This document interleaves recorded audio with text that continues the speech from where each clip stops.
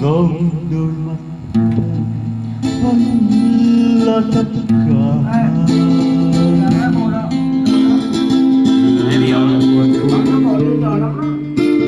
Lòng anh xuống lên nhưng hương gì lọt câu ta đến bên nhau rồi giọt như đã rơi yêu.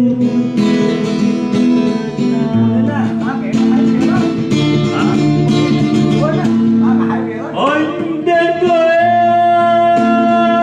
với tất cả tâm ta đến với nhau với tất cả chân ý.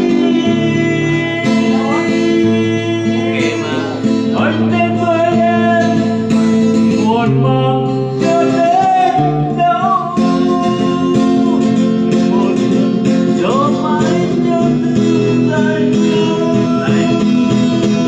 Em thích gì? Em hay ở trên đó. Mà em anh đến cao quá đi. Nhưng em vô quên lần đầu có đến bên nhau lòng hàng chưa đã đâu yêu từ muôn năm.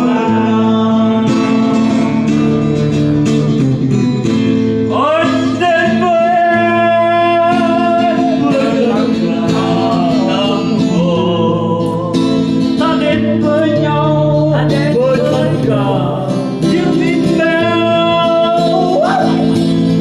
Ta đến với nhau một màn cho đến đâu một lần cho mãi nhớ thương dài lâu. Anh sẽ cố Quên khung trời hoa ngày hai bên nhau Hàn đất này lại cho được vì là đến giúp rất nhưng nào mình nghe yêu mà năm nay ngồi lên năm cũng đã được nhưng anh vô quên lần đầu mình đến trong nhau đã được mà lắm trong cuộc hiểu hết. như đã dấu yêu từ thoáng nào. Bắt đầu đưa để giúp cho hào hán.